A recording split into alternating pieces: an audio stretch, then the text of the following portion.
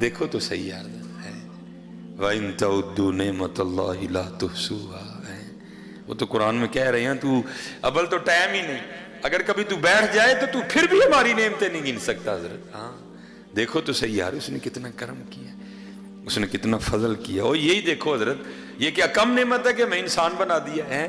میرے سیدی فرمایا کرتے تھے بھائی رب کا شکر ادا کر، کتے ڈڈو بنا کے کتے چھپڑ چنی سے واڑ چڑھے ہے۔ ہاں بھائی حقیقت کیا زور ہے اس پہ کسی کا؟ اس پہ کوئی زور ہے بھائی؟ شکر کر اس نے تجھے حضرت انسان بنایا۔ والتین والزیتون وطور سینین وہذا البلد الامین، پھر کہا لقد خلقنا الانسان فی احسن تقویم۔ کیوں بندے کس راستے پہ تو چل نکلا؟ نہیں حضرت آج کرو حضرت محبتیں پیدا کرو، یقین پیدا کرو، عقیدتیں لے کے آؤ، پھر دیکھو حضرت جی پھر کرم۔ بس اتنی بات ہے حضرت جی، ہم تو مائل و کرم ہیں کوئی سائے نہیں۔ او میں چلو قبلہ شاہ صاحب بیٹھ بھائی، یہ میں کہتا ہوں یہ ان کی طرف سے کرم ہوتا ہے جس سے پھر بندے کا یقین بڑھتا ہے حضرت جی۔ یہ آپ کو پتہ ہے حضرت جی، یہ جو اب ادھر کا تو نہیں مجھے پتا، لیکن ہمارے اس سائڈ پہ نا یہ دسمبر اور جنوری ماڑیاں تے بڑا پاری پہنتا ہے، ویاہ ہی بڑے ہوندے نے حضرت، ویاہ ہی بڑے ہوندے نے حضرت۔ تو غریب آدمی بیچارہ، اب آپ کو پتہ ہے شادیوں پہ جانا کوئی سوکھا کام نہیں ہے جی، دکھاوے میں ہم پڑ گئے ہیں، عادتیں ہم نے بگاڑ لی ہیں۔ اے ہوں جڑا سوٹ ایس ویاہ تے پایا اگلے تے نہیں پانا، نواں پانا ہے۔ ہوں جڑا عہدے تے پایا عہدے تے نہیں پانا، نواں پانا ہے۔ ہاں اوپر سے وہ دسمبر کینڈ تھا تو حضرت مجھے بھی ایک شادی آ گئی، اوپر سے مہینے کینڈ تھا، اوپر سے شادی بھی تیسری چوتھی تھی، تو شادی بھی بڑی قریبی تھی۔ تو جمعے کا دن تھا، ہفتے کو جناب وہ نکاح کا معاملہ تھا، جان جن کہنے تھے۔ میں بڑا پریشان، میں یار ہوں وہ کیا اس کو کہتے ہیں، وہ دولہے کو پیسے دینے ہیں تو دینے کہاں سے ہیں؟ مہینے کا لاسٹ ہے، 3 شادیاں پیچھے کھا لی ہیں، کیا کروں اب میں؟ تو وہ جب جمعہ ہو گیا نا تو سارے سلام پڑھ رہے تھے، تو میں کھڑا کھڑا یہ سوچ رہا تھا یار وہ فلاں بندہ ہے، اس کو جا کے کہتا ہوں یار چل سیلری ملے گی نا تو اتنے پیسے دے دے، میں تیرے پیسے واپس کر دوں گا۔ پھر کہا نہیں یار اس کو نہیں کہنا، پھر دوسرا نہیں اس کو نہیں کہنا، پھر تیسرا نہیں اس کو نہیں کہنا، پھر ایک بندے پہ میں پکا ہو گیا۔ میں نے کہا لو جی جمعہ پڑھ کے نا اس کے پاس جاتا ہوں، اس کو جا کے مسئلہ بتاتا ہوں، یار 4-5 شادیاں کٹھی آ گئی ہیں، مہینے کا لاسٹ چل رہا ہے، تو لو جی ٹھیک ہے جی۔ جمعہ ہو گیا، سلام بھی ہو گیا، دعا بھی ہو گئی، اب وہ ملنے ملانے کا سلسلہ شروع ہوا۔ تو ایک بندے نے نا حضرت اپنے ہاتھ میں پیسے اس طرح رول، جتنے وہ رول کر سکتا تھا نا اس نے کیے ہوئے تھے۔ تو جب اس نے ہاتھ میں لایا نا مجھ سے تو میں نے کہا نہیں بھائی میں نہیں لیتا، تو آگے ہو کے میرے کان میں کہتا ہے اج نہ کرو اج لوڑ ہے، میرے کان میں کہتا ہے اج نہ کرو اج لوڑ ہے۔ میرے حضرت جی پیروں کے نیچے سے زمین نکل گئی، میں اس کو کس طرح پتا ہے آج مجھے لوڑ ہے؟ میں گھومتا ہی رہا، کہتا ہے حضرت لے لو آج لوڑ ہے۔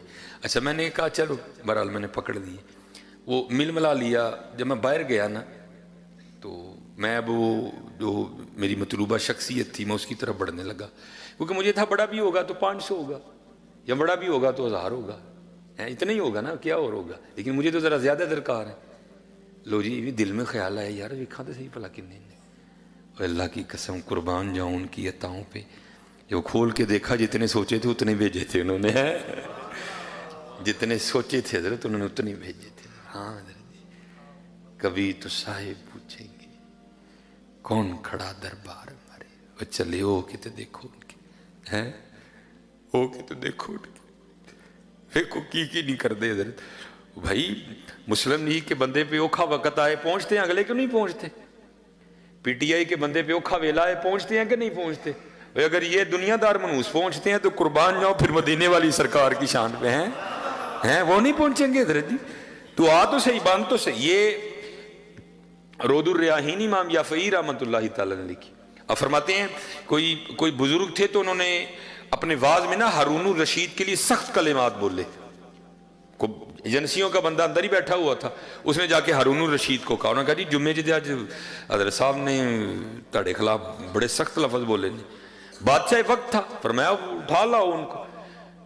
ان کو گرفتار کر لیا اور قید خانے میں نہیں ڈالا، بلکہ کیا کیا، ایک ڈبے میں بند کر دیا گیا جس میں صرف کھڑا ہی رہنا ہے، حرکت بھی نہیں بندہ کر سکے، اس کو تھا کل تک ان کا انتقال ہو جائے گا۔ لیکن امام یافعی رحمۃ اللہ تعالی لکھتے ہیں جب وہ صبح کے دربار میں بیٹھا نا ہارون، تو کسی سپاہی نے آ کر خبر دی، جناب وہ جڑے مولوی ہوری کل ڈکے نہیں سن ڈبے وچ، انہیں کو تو باہر باغ چ پھرن دے دیں۔ اس کو بڑا غصہ لگا، اس نے کہا لگتا ہے میری فوج میں کوئی حضرت کا مرید ہوگا، تو اس نے نکال دیا ہوگا باہر۔ کہتا جاؤ بابے رنو لے کے آؤ مولوی صاحب۔ وہ مولوی صاحب بلائے گئے۔ اب امام یافعی لکھتے ہیں جو دونوں کے درمیان گفتگو ہوئی، ہارون الرشید اور حضرت کے درمیان، وہ ہارون سے سوال کیا کرتا ہے، مولانا یہ آپ کو باغ میں کون لے کے گیا؟ اس کو تھا میرے کسی سپاہی نے نکالا ہے۔ آپ آگے سے فرماتے ہیں جس نے مجھے ڈبے سے نکالا۔ وہ پھر پوچھتا آپ کو ڈبے سے کسی نے نکالا؟ آپ نے فرمایا جو مجھے باغ میں لے کے گیا۔ اب اس کو بھی سمجھ آ گئی تھوڑی سی۔ لکھا ہے امام یافعی نے لکھا ہے، اپنا سر پکڑ کے نا ہارون کہتا ہے یہ کتنی عجیب بات ہے۔ دو آگے سے کہتے ہیں ہارون یہ بتا تیرے اور میرے رب کی کون سی بات عجیب نہیں ہے؟ واہ پھر امام یافعی لکھتے ہیں کہ ہارون نے اپنے وزیر کو بلایا اور بلا کر کہتا ہے حضرت کو گھوڑے پہ بٹھاؤ، میرے شاہی گھوڑے پہ بٹھاؤ اور ان کو سارے بغداد کی سیر کرواؤ، اور پیچھے کوئی شخص یہ اونچی آواز میں منادی کرے یہ وہ ہے جس کو ہارون نے ذلیل کرنا چاہا اور اللہ نے اس کو عزت دی، اور ہارون کو بھی اس کی عزت کرنی پڑ گئی۔ حضرت ہاں حضرت لگا کے تو دیکھو یار، وفا کر کے تو دیکھو اللہ اور اللہ کے رسول علیہ السلام سے، پھر دیکھو کرم ہوتا ہے کہ نہیں ہوتا حضرت جی۔ یہ حضرت سیدنا فاروق اعظم رضی اللہ تعالیٰ عنہ آپ کے لیے لکھا ہے حضرت، وہ لکھا ہے کہ حضرت کی خدمت میں نا ایک باپ اور بیٹا ہے۔ آپ کو پتا ہے باپ اور بیٹے کی شکل ملتی ہے، کسی کی کم کسی کی زیادہ، کہیں ایسا ہوتا ہے بہت ہی زیادہ حضرت ایک جیسے ہی ہوتے ہیں دونوں۔ لکھا جب دونوں آئے نا تو دونوں ایک ہی جیسے تھے، فرق اتنا تھا باپ بوڑھا ہو چکا تھا، بیٹا جوان تھا۔ باپ جلد پہ بڑھاپے کے اثار آ چکے تھے، جو بیٹا تھا وہ جوان تھا۔ لکھا ہے کہ حضرت فاروق اعظم رضی اللہ تعالیٰ عنہ بھی حیران ہوئے بغیر نہیں رہ سکے۔ آپ نے فرمایا میں نے بڑے باپ اور بیٹا دیکھے ہیں لیکن جتنی تم دونوں کی شکل ملتی ہے میں نے کبھی نہیں دیکھا۔ اور کرتا ہے حضرت اگر آپ اس بچے کا قصہ سنیں گے تو آپ کی حیرانگی میں اور اضافہ ہوگا۔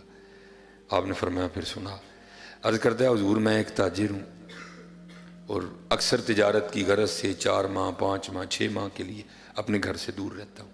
جب اس بچے کی ولادت ہونے والی تھی نا، ابھی دنیا میں نہیں آیا، تو جو میں کام کرتا تھا نا میرا مال بالکل تیار ہو چکا تھا، اگر نہ لے کے جاتا تو ضائع ہو جاتا، مجبوراً نکلنا پڑا۔ تو جب میں نکلنے لگا نا تو میری بیوی اور اس کی ماں مجھے دروازے تک چھوڑنے آئی اور دروازے پہ آ کے مجھے پوچھتی کیا ہے، آپ تو تجارت کے لیے جا رہے ہیں تو آپ کی یہ جو اولاد دنیا میں آنے والی ہے اس کو کس کے حوالے کر کے جا رہے ہیں؟ تو شخص عرض کرتا امیر المومنین میں نے آگے سے اپنی بیوی کو کہا میں اپنی دنیا میں آنے والی اس اولاد کو حوالے کرتا ہوں اللہ کے۔ کس کے حوالے کرتا ہوں؟ اللہ۔ کس کے حوالے کرتا ہوں؟ اللہ کے۔ عرض کرتا امیر المومنین میں چلا گیا، 5-6 ماہ لگ گئے واپس آتے آتے۔ جب آیا نا اپنے علاقے میں تو دل اڑ رہا تھا، پتہ نہیں تھی ہوئی نہیں کہ پتر ہویا ہونا، پتر ہویا ہوئے گا تو نہ رکھاں گا، تھی ہوئے گی تو نہ رکھاں گا، دل اڑ رہا تھا۔ لیکن عرض کرتا امیر المومنین جب گھر آیا نا تو آ کے کیا دیکھتا ہوں گھر کو تالا لگا۔ میں کہا بیوی میری کدھر گئی؟ میں نے ہمسائے کے دروازے پہ دستک دی اور پوچھا میری بیوی کدھر ہے؟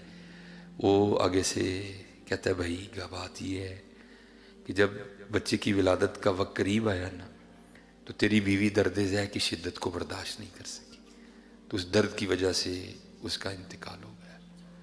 تو پھر بچے کی ولادت نہیں ہوئی تو ہم نے تمہاری بیوی کو فلاں قبرستان میں دفنا دیا۔